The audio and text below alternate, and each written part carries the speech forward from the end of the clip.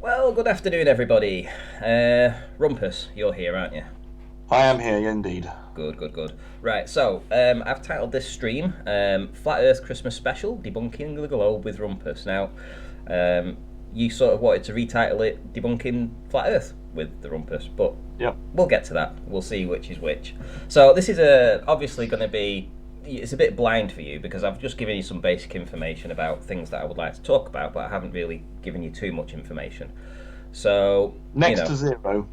Next to zero, yeah, essentially. So you are doing this on the fly, so I do appreciate that. However, the fact that you have been in this community for a long time and you are considered one of the best globe Earth proponents, I don't think it should be a problem for you because it's essentially talking about your model. It's not something that I'm going to talk about my model or anything like that. It's basically how does things work on your model. So I feel confident you should be able to answer them. Yeah, sounds like I should be able to. Yep. Good stuff. So we've already got 30 odd watching, which is excellent. Good stuff. I know Nathan's put back his stream too, because he's going to be doing a rerun of the Quantum Eraser Ballbusters show that they did last night. So I think that's around about 3 o'clock. So I'm hoping to have this done within the hour. So Okay. That's the plan. Hopefully I can stick to that. I've already got a fan in the chat. Have you? Okay. Yeah, Don B. He's really angry already. Not the Rumpus. Well, I mean, if it's just you and me essentially, so it's not like we're going to get annoyed with one another. I wouldn't have thought. I mean, it is just question and answer really. And obviously, there'll be a point at some point where I'll mention something and want some kind of answer from you. So that's fine. I don't mind. I'm always happy. I'd like to think that I'm not evasive. If sometimes, occasionally, I'm accused of being evasive, but it's certainly not intentional because I think obviously flatties don't understand what's relevant and what's not. But I always try and answer whatever. I'm happy to try and answer any question, however ridiculous, and deal with however complicated, and try my best. And if I don't know the answer, I will say so. I won't try. I hope I'm not evasive, certainly not intentionally. Okay. Well, I think ultimately, this is my hope, that by the end of this stream, if there's anybody on the fence, they're more likely to be a flat earther than a globe earther by the end of it. But obviously that relies upon what you tell them and how we get forward on this particular session. So I'm going to pop Skype up so that at any point you need to use Skype and share your screen, you can do that. So let me get that up first, right? Oh, by the way, someone else has complained about your mic buzz. It's in fact Nathan complained about your mic buzz. So it's not just me. Oh, right, okay. So yeah, you mentioned that's weird then, isn't it? Well, you've always done it, I'm afraid, Ranty. It's always been a feature of your speaking. I need a new mic for Christmas. That's essentially what it is. New mic for Ranty. I don't believe it's your mic. I think you're going to find it's something to do with the software, the setup, the drivers, your system, or your earthing. I can't believe a mic is going to do that, unless it's a really terrible one. Anyway. Okay, right. So I'm going to start with a few questions, basically. So I'd like you to answer as best as you can. So, Rumpus, can you tell us, how are lakes formed? Right, well, usually the vast majority of lakes, the freshwater lakes, which is what a lake is, though there are some sort of sea-stroke lakes like the Caspian Sea, which is a bit of a lake really, caused by glacial action, hollowing out a sort of basin affair or bowl, and then that being filled up by water from the catchment area of rainfall, water seepage from groundwater, etc. And then there's just a bowl somewhere that it collects. So the topography of the area naturally brings about rivers, say groundwater and things, and then usually that bowl has one side that's sort of lower than the other, and then that will become the outflow. Most lakes have lots of inflows and one or two outflows, and so if you have a bowl, obviously lakes water's going to accumulate in that. Usually it's at the water table level as well of that local area, so yes, it's unlike a river. It's just a bigger bowl area, and then the water stays in there for much longer than it does in a river. And rivers have a high inflow and obviously a high outflow. Lakes, as a proportion of the inflow of water to the outflow, is a small proportion of the volume of that basin. Okay. So massive thanks to SX0 for smashing the super chat. $5 for the mic. Thank you very much. I will put it towards a mic, and I will get one very soon. Nathan suggests moving it away from the power supply, but it really is away from the power supply. It's about the best I can do. Okay, so do you have a definition of a lake? If not, I mean, I can bring one up. What a lake actually is. God. I'll tell you what. I'll read it. That will be easy. Okay. Enough. So I've just typed in what is a lake. So a lake is an area filled with water, localized in a basin, surrounded by land, apart from any river or outlet that serves to feed or drain the lake. So essentially, that is the definition of what a lake is. Yeah, I'll go with that. Okay. Sounds good to me. Right. Okay. So next point is what makes lakes ideal for determining Earth curve? Well, they're not necessarily ideal, because if you have a lake that has a high inflow and high outflow, then you can get height differences between them. So something like the Great Lakes are not at the same altitude. So, for instance, like near Lake Michigan or the northern part of the lakes, they're not at the same water level.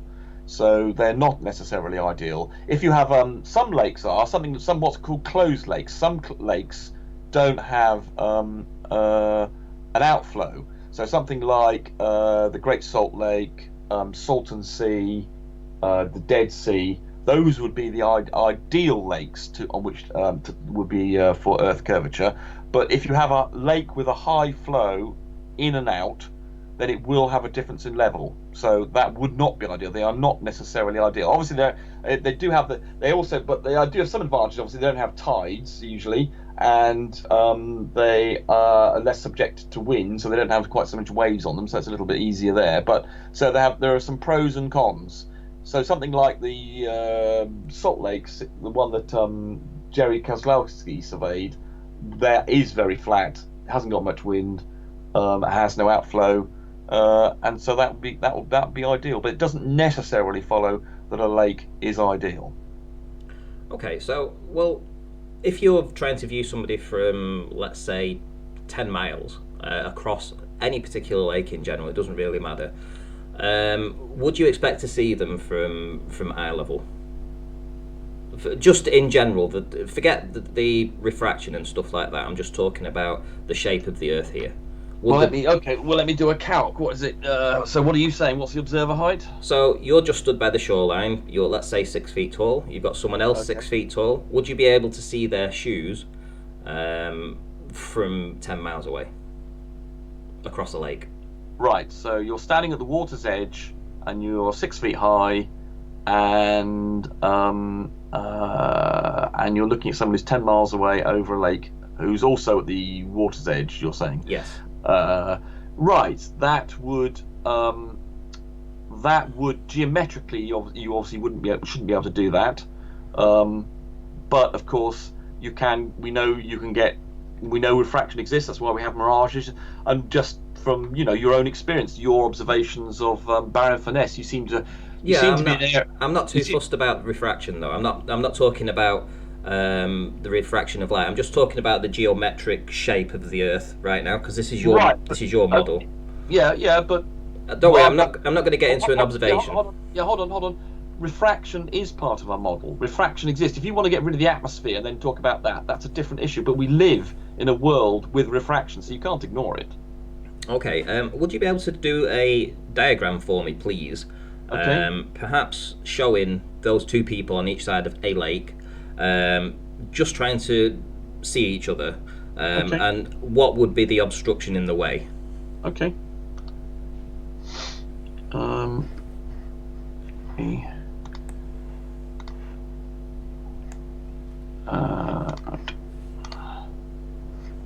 Okay. Oops. Right. So hopefully you can see this. Yep, you're up. We can see. Okay. So I could go back to that other diagram. I could. Well, actually, yeah, that is actually. I might go back to my classic diagram. That might be easy way of doing it without me having to spend time drawing stuff. Here we go. So you could think of this as being two people. So let me just showing you the hidden. It's going to go. Where's it going to go?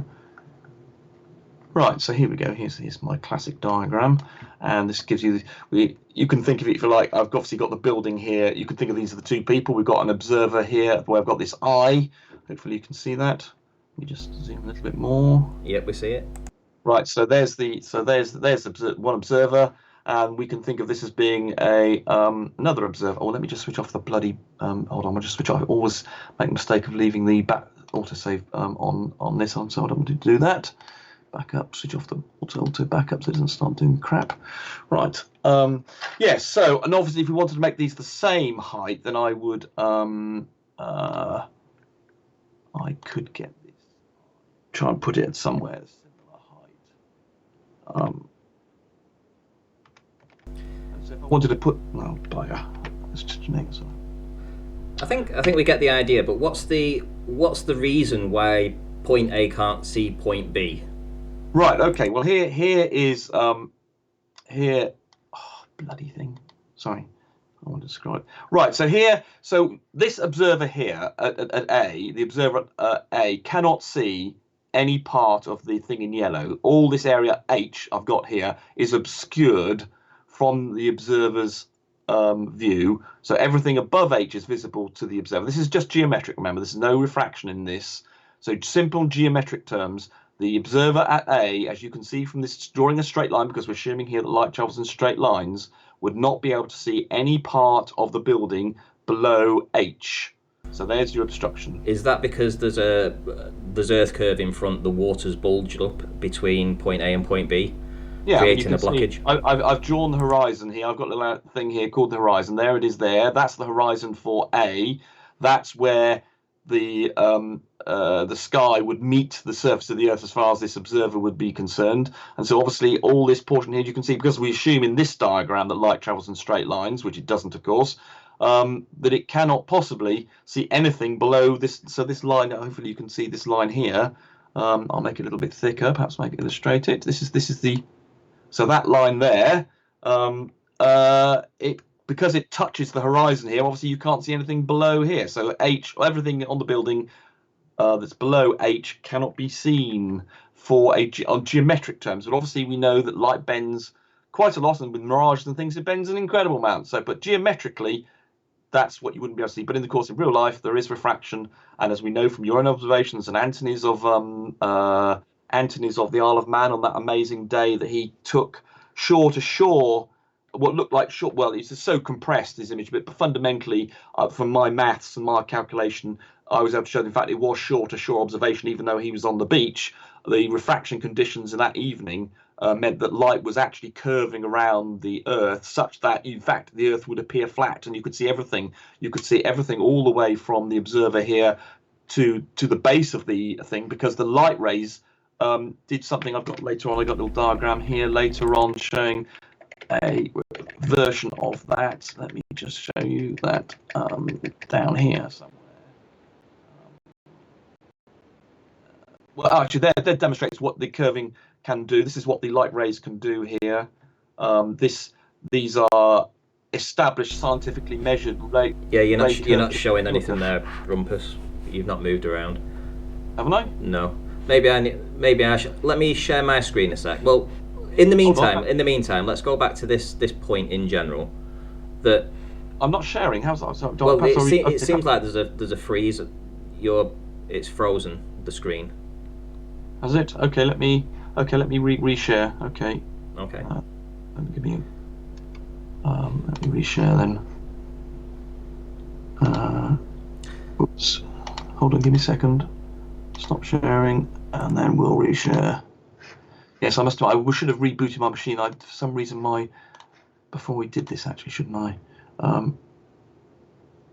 Right, can you see that? Yeah, we see that.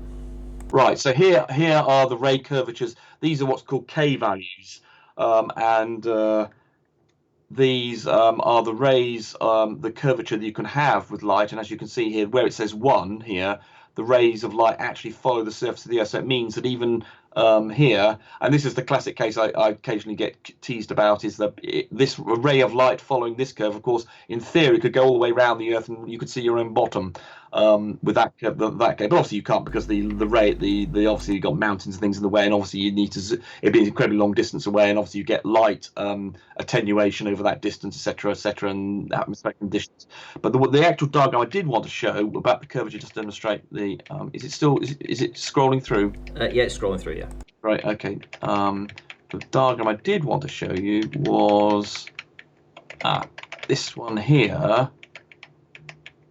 Right. Here we go. Here, for instance, is what actually happens in real life. Here we have a lighthouse, and so the rays are not straight lines. They follow those curves that I was just showing you. And so here from the base of the lighthouse, it will follow around here, and it will appear to be here. Now, this is the classic looming situation.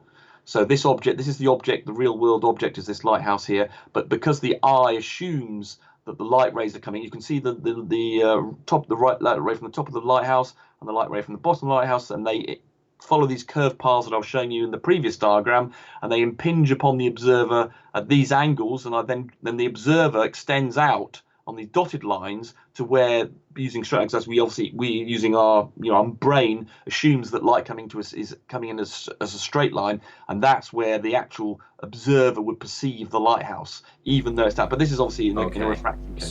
So staying on this image, going back to my original question, which would be if there was a 6-foot human on one side and a 6-foot human on the other, looking over a 10-mile lake.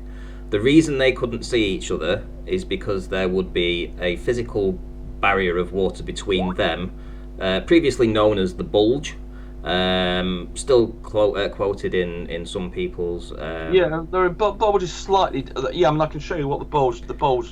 I can go show you what the... Yeah, you could call it the bulge. It's not... Yeah, I can show you what the... I've actually got a diagram here to... Yeah, the bulge.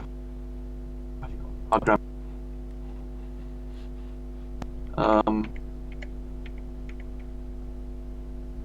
Yeah, there we go. There's right. So there's the bulge here, which is if you draw a line between the observer. Yeah. Normally, when people talk you about might need to reshare your screen again because it's frozen. But for the point of this though, we have a physical. What you would call it the bulge if you like. Yeah, we call it the bulge. Yeah. The bulge is usually referring to from ground level to ground level, so it's not quite right with the hidden to refer to that's causing it. It's the horizon. That's be nice if I could. Are you saying it's still not? Yeah, it's still not sharing. So I'm going to start sharing my. So I'm starting to share my screen here, Rumpus. Okay, all right. So moving forward, I have an image that I want to show you. Okay. So you can see my screen now. So if we take away the water, this is essentially an image of what the rock looks like. The rock. No, it's not. No, this does not. The Earth does not look like that. That is a. I think that particular image is a one showing the gravity and not the actual distance, and it's also obviously being hugely exaggerated. The Earth. Perfect. That's perfect. But what I'm saying is, would you be able to bring up an image then that shows what the Earth would look like without any water on? it's almost a perfect sphere, except for whether I'm mounting. I mean, if we just did the water part of it, it'd almost be a perfect sphere, except for the fact that it's 16 miles wider at the equator. It's put it like this: it's more spherical than a billiard ball. More spherical than a billiard ball, right? Okay. Yeah. Right. Let me stop sharing. Let me knock that off.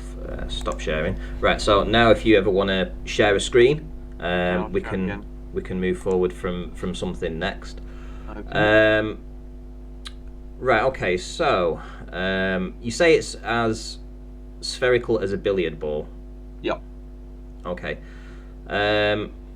Would you say that water that's curled around a rock, that it conforms independently of the terrain underneath the shape of the sphere due to gravity? Correct. Yeah. In other words, it doesn't matter how big the hole is. If you were to dig a 10-mile hole underneath some water, it would have exactly the same height as if it had a 1 inch. If it was, the water level was water depth was only, say, 10 feet. Right. The water level would be in the same place. Okay, so the underwater terrain. In fact, I think you've previously said that it would affect it. In fact, I think about 6 months ago you insanely said it would affect it, but it doesn't. So you think the topography of the land underneath is going to have absolutely no effect on the globe model, and the reason when we see the Earth from space, we see this perfect sphere, and water is curving around the globe, in a very measured amount that you can actually measure. Yeah. Yeah. It follows the curvature of the Earth. Yeah, except for that extra level. I mean, the actual. I mean, I can show another diagram here which shows it slightly more. So what would happen if there was? Let's suppose there was an area of land that was shaped like a ladder, with rungs on and stuff like that, and you threw the ladder into the water. Would the water that goes over that still conform to a sphere, or would it look like a ladder? Sorry, I didn't quite catch that, Ranty. So Should I draw a diagram of what you're talking about? If the topography of the land underneath the water... So is this diagram I've got on screen here helpful? I don't know if you're sharing the right one, because at the moment we've got hidden value for an object of the horizon. Oh, God, I have to reshare it, aren't I? Sorry, I should have rebooted my machine before I started this. Sorry, let me try sharing again. Damn thing. Let's try again. Sorry about this. Yeah, it seems to stress my system a little bit to share these very. Yeah, that's right. Yeah, so that land underneath that you see how jaggedy it is underneath. Yeah, that's right. Can you see it? The water itself is still curving, isn't it? It's not.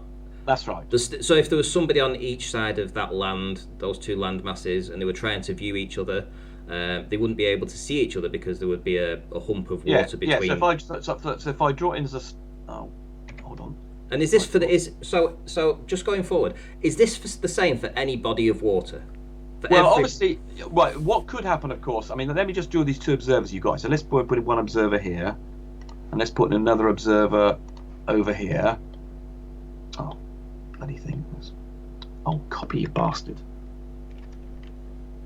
Right. So they're those two people on this thing. Now, what can happen, of course, is you can have an elevated lake. So this is what I've drawn here is obviously it could be an isolated lake. So obviously you could have, for instance, let's suppose yes. Well, this if you had a little dip here. Let's modify this slightly. And if you had oh, I've drawn the bloody thing. Right, here we go. So let's suppose I created a little. Oh, sorry, wrong thing. If I created a little lake in here.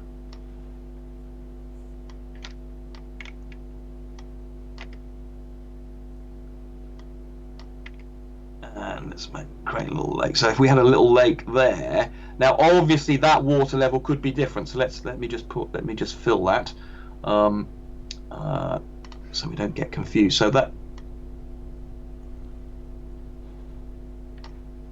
me just fill that with some water. Oh, you bastard! Right. So what's the point you're trying to make? I'm trying to draw in a little lake, but I buggered it up and I go, hold on, let me do it again. Don't worry about it. I'm nearly there. Won't take me to. I'll do it. Yeah, but your screen's actually frozen again, so.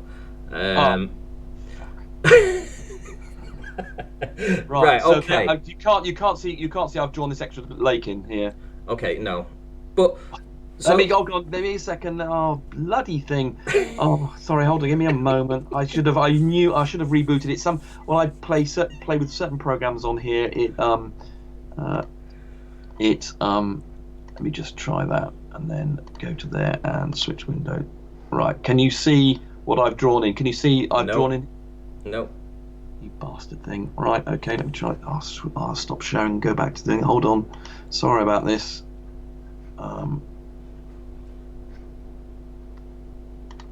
Hold on. Stop sharing, and then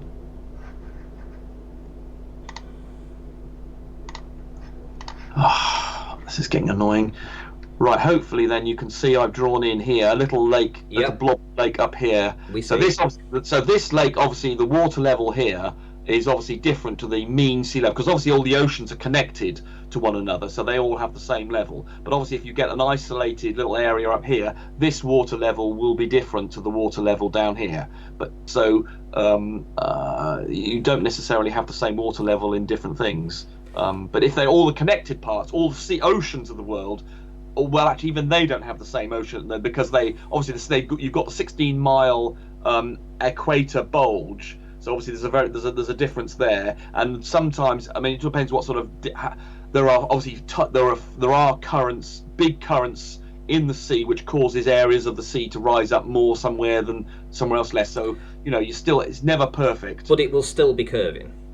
Oh, absolutely. Right, okay, that's the main thing. So, is Lake Pontchartrain a good example of a lake which conforms to Earth curve? I would say that it was. Yes, that's a nice. There's a little outflow in it. I think actually, although it's Lake Pontchartrain, I think it's actually tidal, isn't it? And I think it's actually connected to the sea. There's certainly an outflow to the sea, and I think it is fundamentally at sea level. I'll go and check on that. Yes, I think it should be, and it's also very big, and I think has. Though I think doesn't the river Louisiana empty into it? So I'm not quite sure what the inflows and outflows are. I think it should be, yes. Off the top of my head, I believe it should be. Okay, so I've brought up Google Earth here, so let's put in Right. Lake Pontchartrain. Lake Pontchartrain, Louisiana. So we can give people an idea of where this actually is. So you should be able to see my screen right now. Yep. Okay, so I'm going to zoom into Lake Pontchartrain. Obviously, there's been a lot of observations done in this location by Soundly, and it's been referred to as a great place to do these observations because it conforms to Earth curvature. Yeah. Yeah. I think so. I think the outflow and inflow is quite small, and it's a big body of water. So yes, it shouldn't have too much difference between the inflow area and the outflow area, which was the thing I was worried that you were going to try and introduce. I think it's got a sufficiently large body of water that it's not so. Yeah, so I believe off the top of my head that it should be a good place indeed to find Earth curvature. Yes. Okay, so Without having researched it, if you'd told me beforehand, I could have researched it. But okay, we'll go with that. I think indeed it should be. okay, so when we look at Lake Pontchartrain, and I've put in Lake Pontchartrain depth, it says the depth of Lake Pontchartrain, the maximum depth is 20 meters. Yeah. It's very shallow. Yeah. It is very shallow. That has to be said. So I'll get rid of that. So now that we know that the max depth is 20. Which that's one thing that's probably against it. If it's very shallow, that means that if it had a large flux of water into it, that would change its level from one thing to the other. So actually, yes, okay, that makes it slightly less ideal, but I'm going to stick with the fact that it's probably pretty good, even though it's shallow. If it was deeper, that would have been a lot better. So, for Okay, instance, well, hang on, the large Great Lakes, it takes something like 100 years, I think, in Lake Superior for water to get in to getting out, which means that the lake is not going to change level. Whereas if you've got a shallow lake, then yeah, it could, in theory, you could affect. For instance, if you had a big flood, then it would cause the part where the water's coming in and going out could potentially be a lot more different than it would usually be. That's what I'm trying to say. Okay. But in normal, benign conditions, it should be fine. Right, so the main observers, a lot of stuff that he's done in that location has been around about 6 meters in elevation, 20 feet or so above sea level, and he's looked across the bridge and he's got that, the curvature going on, the apparent curvature. Does it concern you that the bulge, if we go to look at the view and we look at the bulge height, the bulge height is 29 meters, and yet the depth of the lake itself is a maximum of 20. No. Why would that be?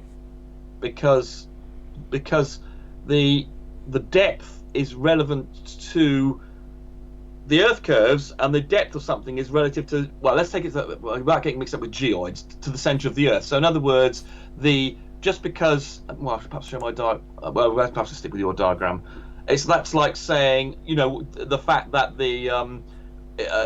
just take exaggerate further. In the UK, water level at the UK and water level, say, in New York, you could say that the bulge between those two is several thousand, and probably several hundred miles, possibly even 1,000 miles.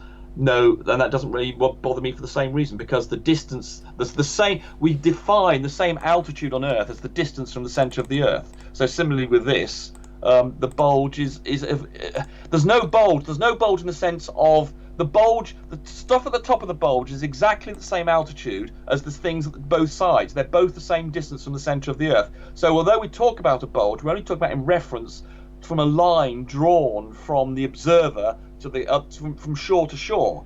But all the points in between, all the water level in between those two are the same distance from the centre of the Earth. So they're all the same altitude. We're just calling it a bulge because we're cutting across it. But that's all. The bulge is only a concept because you're drawing a line from the observer from shore to shore. It's all the points on the surface of the water. In theory, if there's no currents and things, and everything's even, as an approximation, all the water is at the same distance from the centre of the Earth. That's the key point. Do I need to draw? Do you want me to show you this diagram to emphasise? No. Are you understanding what I'm saying? No, I just I was so for clarity. Even though that the diagram that you showed before, showing these two observers trying to see each other, there would be a bulge of water between them. Observationally, I think I am going to have to share a diagram. Well, hang on, just a minute. Okay. I've got another thing to go. I don't want to get stuck on this point. Because there's the key thing I don't think you're understanding here, which is, how do you define what is a bulge? And it's the distance from the centre of the Earth defines whether something's bulging or not. And given the fact that all the points on the lake are the equal distance from the centre of the Earth, there's no actual bulge. The bulge is just something you're making up by drawing a line between 2 points. Could I just quickly show you a quick diagram? Hang on, one sec, because I'm going to do the same. I'm going to do the same thing, essentially, just at a different location. So, we're going over to Holland next, and we're going to look at basically a lake over in Holland. Let me bring over where that actually is. Where are we? So this is the details for this particular lake. And we are looking at, it's 53 kilometers long, and it has a maximum depth of just 7 meters or 23 feet. Okay, so if I bring up this image here, so here we have Lake Ilsemia or whatever. We've got flat land because Holland is known to be flat. We have flat land on one side, flat land on the other. We have it 53 kilometers long. We have a depth of 23 feet, but the bulge height should be 180 feet. Because obviously the water is acting independently to the land, and the water is conforming to the shape of the globe, which means that there should be a bulge between point A and point B. Right. But you're not showing. That's the flat Earth model. You're not. No. That's just the stated area that we're looking at. We're looking at a lake that's 53 kilometers long. Okay. Has a maximum depth of 23 feet, and the bulge height should be 180 feet. Okay. Is that correct? I could go and do. I mean, work. If we you can do the calculation if you like. There's a difference of the 53 kilometers. I'll tell you what the bulge. Give me 2 seconds. I can go and calculate it with my thingy. Yeah. It's 53 kilometers. What is the bulge? Bulge. Here we go. So it was 53 kilometers. The bulge in meters should be 55 meters or 180 feet. What did you have? 180 feet. Yeah, there we go. Right, yeah. So let's put that in context. So if I draw this line over here, let me just put my monitor back on again because it's just gone off. So I've put this line out here. So essentially, in your model, this is what's happening. It might not be completely accurate, but just for argument's sake, we'll try and get it to something, because this is still conforming to the shape of the globe, right? The water's still acting independently to the land. The land might be flat, but the water itself has to be. Well, the land isn't flat either. They're all curved. The water, assuming that if we say the land is flat in the sense that it doesn't have any mountains and stuff on it, that's also in Holland. It's known to be perhaps one of the flattest places in the world. Yeah. In which case it's curved because it curves round. It curves round the shape of the Earth. It's curved just as the water is. It's flat. Yeah, but it's curved because the water. Asking me not on the globe model, all land is curved. Okay, so there isn't any areas in the world that are absolutely flat. Correct. Really? Yeah. Okay.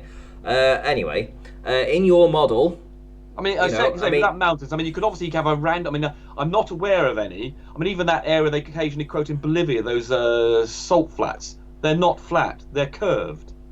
But they are what they mean by the flat, and the things like Kansas, they keep on saying it's the flat state.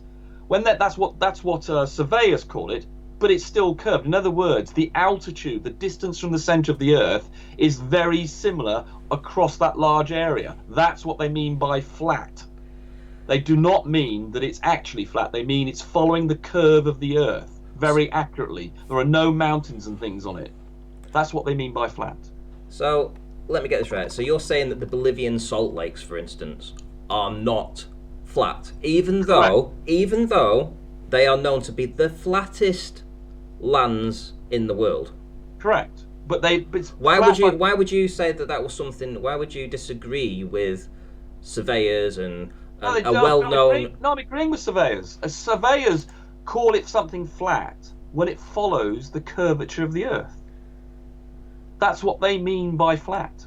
No, they mean it's flat. That's what they mean by flat. Hang on. Let me try and see if I can bring something up here. Let me have a little look around. Let me just see, what is the Bolivian salt flats? Okay,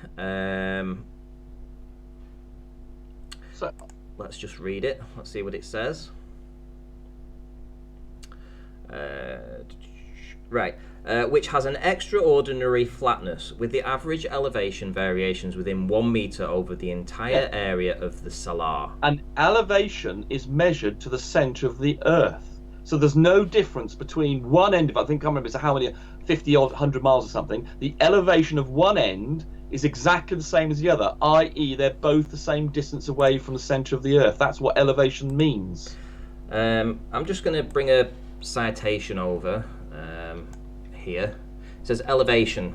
It says elevation is not to be confused with the distance from the center of the Earth. It's actually measured from the mean. I'm simplifying it for you because you're confused at a fundamental level. No, I have it on Wikipedia. I've just opened up elevation. Okay. If you want the full definition, it's actually measured to the mean, whatever it is. I forgot what it's bloody called now. What we call it, the mean sea level. GS84, whatever his thingy, a geodesic. It's when they took the correct term is its position relative to the geodesic in the GS84 model.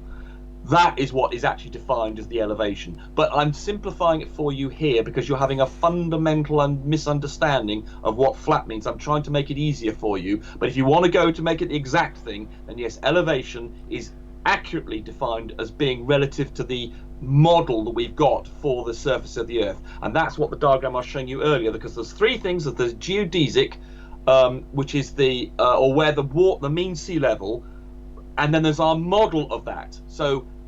But the sea level just changed slightly around the surface of the Earth, so we have to come up with our own artificial idea of the what is similar to the distance from the centre of those, but it's not quite the same. I've forgotten the bloody name of it now. I got this bloody cold and I can't remember the name of that. The GS84 thing. That is actually what defines elevation. So because it allows things like the equatorial bulge. So for instance, as I said to you before, the equatorial bulge at 16 miles is actually further away from the centre of the Earth, but we say it is in fact the same elevation because our model, the GS84 thingy, which models what we call the elevation, agrees it has the same point at the equatorial bulge as this, which is slightly further away from the centre of the Earth as at the pole, because the globe is slightly 16 miles bigger at the 16 miles further away from the centre of the Earth at the equator than it is at the North Pole. But fundamentally, conceptually, just for easing for you, because you're having a horrible problem here with bulge, and I'm going to draw a diagram here. You're so confused at a fundamental level. That's why I said it was centre, just to help you out. But if you want to do it properly and use the GS84, I forgot the bloody thing now. It's called. We'll do it exactly properly if you want, but you only get more confused. We can, we've got 20 minutes left or so. So, essentially, when I started this stream, I did say to people, hopefully at the end, we'll try and get to a place where people can make their own decisions about what's actually being said here. And, when you said that elevation is the same as the distance from the centre of the Earth, and yet we have a citation that it isn't. Yeah, because I'm trying to simplify it because you're a bit of an idiot. That's why. The WGS84. Okay, shall I show you my diagram to show where you're having a problem?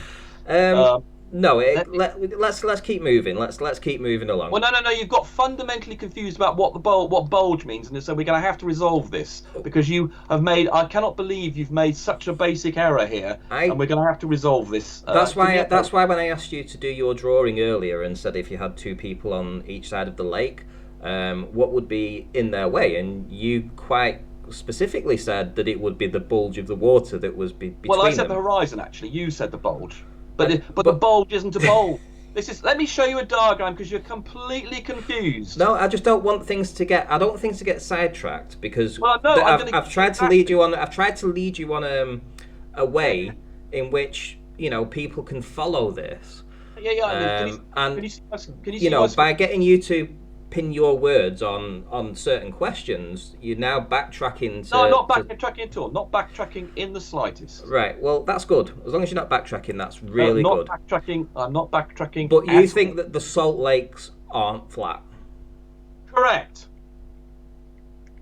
Even though they are quoted as being because flat. People have different meanings. Holland being flat. Do you not understand the difference between flat and level? I mean, this has been covered about 1 million times by people... where's my bloody diagram gone? Here we go. Right. Right, here we go. Can you see what I'm? Can you see my this thing again? Let me put you on 1 second. Where are you? Skype. There we go. Yep. Go ahead. Right. So here we go. This point here, we have an observer at altitude of 0.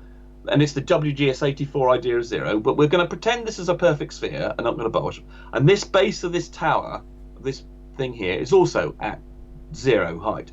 Now, can you see they're both at 0 height? Now, we're going to pretend for the moment that we're going to use the centre of the Earth. That's an approximation. It's not actually how we use elevation. We use the WGS84, not geoid, what's that? Ellipsoid as the reference point, because the Earth slightly bulges, and we have to allow for that. But let's for the moment pretend the Earth doesn't bulge and it's a perfect sphere.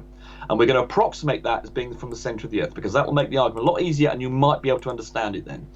Right, so here we have the observer here and the base of the tower here. They are both at the same elevation.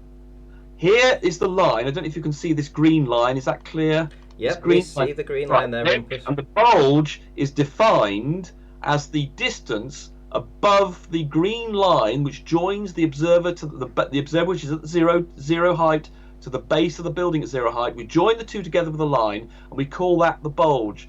But the bottom of this bulge is not at the same height. This is at negative altitude where the base of the bulge is. The top of the bulge is at 0 altitude, the base of the building at 0 altitude, and the observer there is at 0 altitude. The base of this bulge is at negative altitude. Negative altitude. The altitude or elevation we're going to define for simplicity purposes here as being relative to the centre of the Earth for the top of this bulge. And the top of the bulge isn't the horizon. I told you specifically it wasn't the horizon because when you do the hidden calculations, hopefully, can you see the scrolling come here? Yep. Right. The bulge, actually, the tip of the bulge is actually halfway between the 2 points, which is here. The horizon is before that. So they do not coincide. I'll say that again. The top of the bulge does not coincide with horizon. And I'll say it for a third time. The horizon and the bulge do not coincide. When you draw the straight lines on this, we know that, Rumpus. Not but the tip of the bulge. In other words, when you said before I said that it's the bulge that's obscuring, you were implying it was the top of the bulge. It's not. It's the horizon. Yeah, horizon, if I draw the two together up here where I had them, the bulge, the top of the bulge there is not in the same place as the horizon. Well, I mentioned the bulge 3 times before, and you agreed to it every time that it would be a bulge of water. I said the word horizon. When you first mentioned the word bulge, I said horizon. But there is, you can think of it as a bulge there, of which part of which is the horizon. If you want to talk about this area in this between the green line and the top as a bulge, but it's not a bulge of the Earth. As I did say about 5 times, it's the water is acting. Right, wait a minute. Is the water acting independent of the land? Yes. Right. So it is conforming to the shape of a sphere, right? And so's the land. So while I've drawn this blue line, the surface of the Earth, so this could be land or it could be water. Doesn't make any difference. So Great Britain, is that flat? No. So why is it then that they want to talk about flat areas like Holland? Because what they're telling you is that the altitude. So, for instance, no. If Holland is wait a minute. If Holland is claimed to be flat, but this and is place flat. it. Wait a minute. Randy, this diagram is showing a flat surface. The observer. I'd like to get this out in one go. I'll answer your question quickly. The base of this tower and the eye are on exactly the same elevation. This is flat. This is flat. This is flat. What I'm drawing here is flat. You can't see. You can't see Rumpus because your screen's frozen. Oh. Right. So my question is this, right? So Great Britain, it's not referenced as being flat. It's just referenced as being a island, essentially. Why would they specifically make reference to Holland, for instance, being the flattest place or the flattest country in the world? Because it has very few mountains.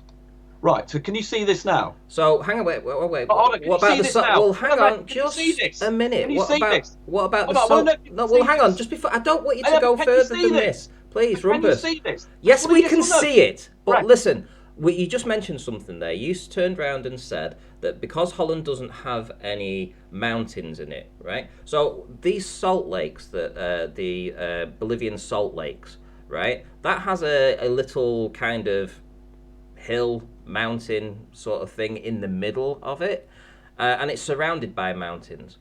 So why when they quote that as being the flattest place on Earth, do you disagree with that? I'm not disagreeing with it. So it is the flattest place on Earth? Yes, apparently. Right, that's good. Randy, but look at this diagram. Hang on. I've got this observer. Hold on, now. You need to understand this, Randy. No, Randy, hold on, just for 10 seconds. This eye, the observer, and this building I've got here, I have drawn a flat. This is flat. This is absolutely perfectly 100% super flat, like you're seeing here. Flat. This is a flat surface as we describe it in geography, because all the positions here are the same distance from the centre of the Earth. I know it's approximation, and I know I should be using WGS84 ellipsoid, but I'm going to do it for simplification purposes. This is absolutely flat. A geographer would say this was perfectly flat. Flat. Flat. This is flat. The observer and the ground between the base of this building I've got here and the observer is perfectly 100% flat. Rumpus, can you see my screen? Let me start showing mine for a second. Right, here we go. So Let me start sharing. So you should be able to see my screen right now. Oh, did you change? Yeah, there we go. Can you see? I've brought up the Salt Lakes. Yeah. Okay, so if we scroll in and we say Salt Lakes is in Bolivia, right? in Bolivia, right? So this is known to be the flattest place on Earth, right? Yep. And yet when we scroll in, we've got mountainous areas, rocky areas. There's outcrops. It's talking except for those bits, obviously. Yeah, I mean, and also in the centre, it also has quite the outcrop in the centre as well. But it's obviously talking about these all bits bar that, obviously. So this is the flat. I mean, why if this is the flattest place, why isn't this place next to it the flattest part? Why is it this part that's because all of that stuff, the where and the white, is at the same elevation, i.e. I'm going to say it as an approximation. I'm going to say it as an approximation. I'm going to say it as an approximation is the same distance from the centre of the Earth. From the top bit to the bottom bit is approximately, according to the approximation I'm using to help you out, is the same distance from the centre of the Earth. The elevation is the same. In Google Earth, it'll show, I don't know what, 5 meters high there, and it'll also show 5 meters high at the top, the left, and the right, because they're the same distance from the centre of the Earth, because the Google Earth, it actually uses the correct WGS 84 ellipsoid reference for elevation, but we're going to, for this discussion, to help you out, we're going to pretend that means the distance to the centre of the Earth. In other words, the surface of this white stuff is the same distance from the surface of the Earth. I know correctly in WGS 84, you should use that, but I'm going to use the surface, centre of the Earth is the same at the bottom.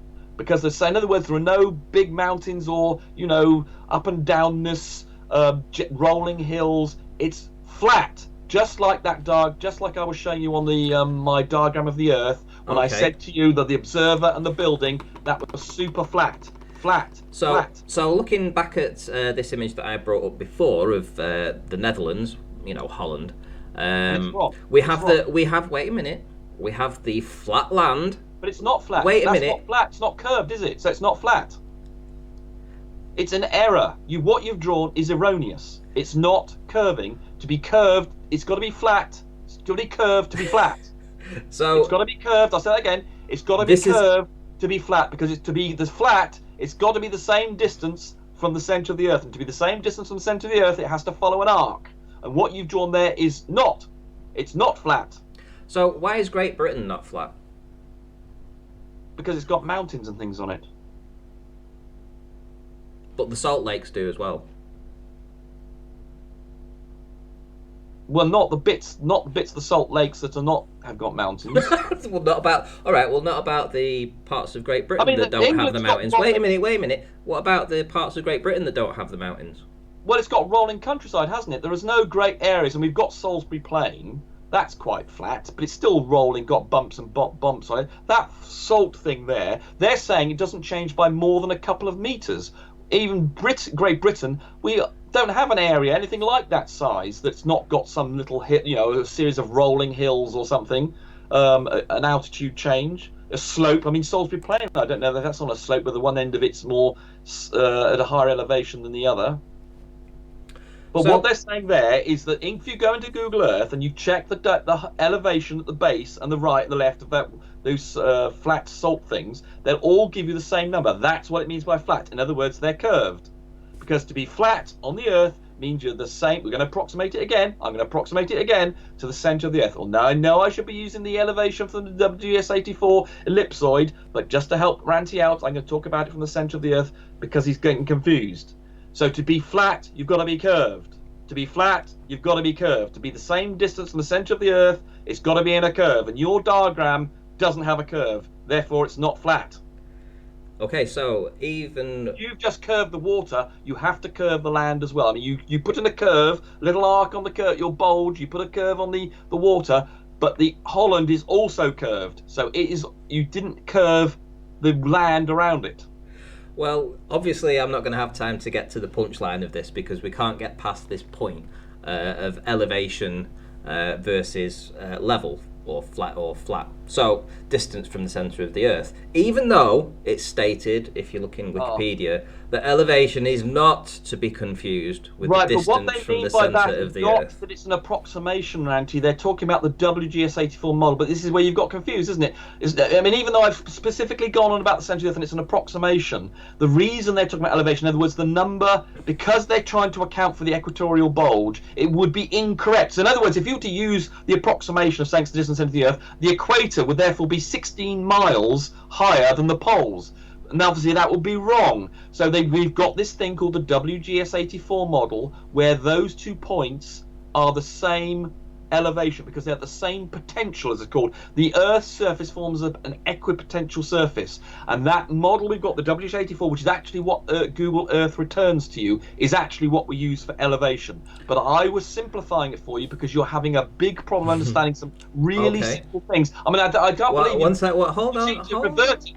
You seem to revert. I mean, you're becoming more stupid and more ignorant here, Andy. The fact that you don't understand that your model of Holland and that thing, you don't understand that flat is curved on the Earth. I mean, astounds me that you seem to have got worse. You seem to be losing rather than gaining it. So we have, if we're looking here, obviously we're looking across an ocean, and that's all in your model, the same distance from the centre of the Earth. Would that make it? Would that make it flat?